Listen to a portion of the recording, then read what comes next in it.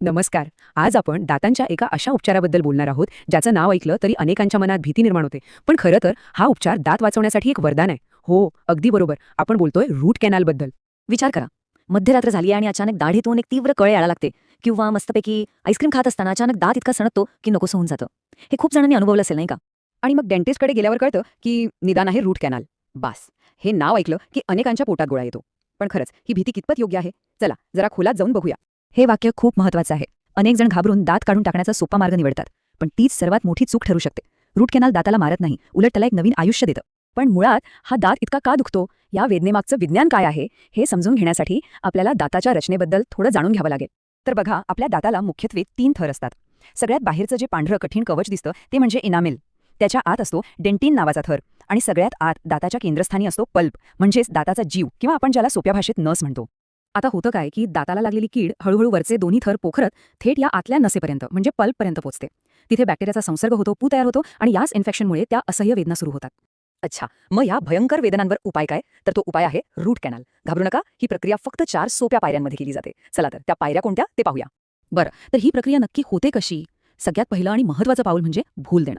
Doctor injection देऊन तो दात आणि आजूबाजूचा भाग बधीर करतात. यामुळे प्रक्रियेदरम्यान होणारा त्रास खूप कमी होतो. मग दाताच्या वर एक छोटंसं छिद्र करून आतली जी खराब संक्रमित नस आहे ना, ती पूर्णपणे काढून टाकली जाते. एकदा का आतून सगळं स्वच्छ झालं की तो पोकळ भाग एका खास रबरासारख्या पदार्थाने घट्ट भरला जातो आणि सगळ्यात शेवटी त्या दाताला संरक्षण मिळावं, तो पुन्हा तुटू नये म्हणून त्यावर एक मजबूत अशी कॅप बसवली जाते. झालं. रूट कॅनल म्हटलं की अनेक गैरसमज सुद्धा मनात येतात. चला त्यातल्या काही महत्त्वाच्या गैरसमजांबद्दल बोलूया आणि त्यामागचं वास्तव काय आहे ते जाणून घेऊया. आता सगळ्यात मोठ्या गैरसमजाबद्दल बोलूया, तो म्हणजे वेदनेचा. अनेकांना वाटतं की रूट कॅनल म्हणजे असह्य वेदना, पण खरं चित्र उलटं आहे.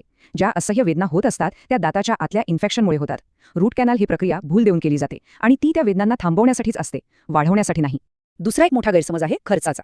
लोकांना वाटतं दात काढून टाकणं हे स्वस्त आणि सोपं आहे, पण क्षणिक फायद्यासाठी दुर्गामी नुकसान करून घेण्यासारखं आहे. आपला नैसर्गिक दात वाचवणं ही आपल्या आरोग्यासाठी केलेली एक सर्वोत्तम गुंतवणूक आहे. पण मग तो एक दात वाचवणं इतकं महत्त्वाचं का आहे? म्हणजे दात काढला तर काय फरक पडतो?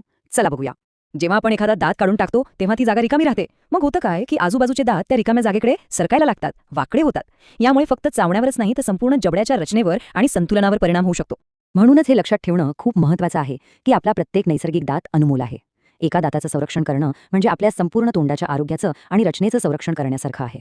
त्यामुळे पुढच्या वेळी असा प्रसंग आल्यास हा प्रश्न स्वतःला नक्की विचारा, एक तात्पुरता सोपा वाटणारा उपाय भविष्यातल्या मोठ्या समस्येपेक्षा जास्त महत्त्वाचा आहे का?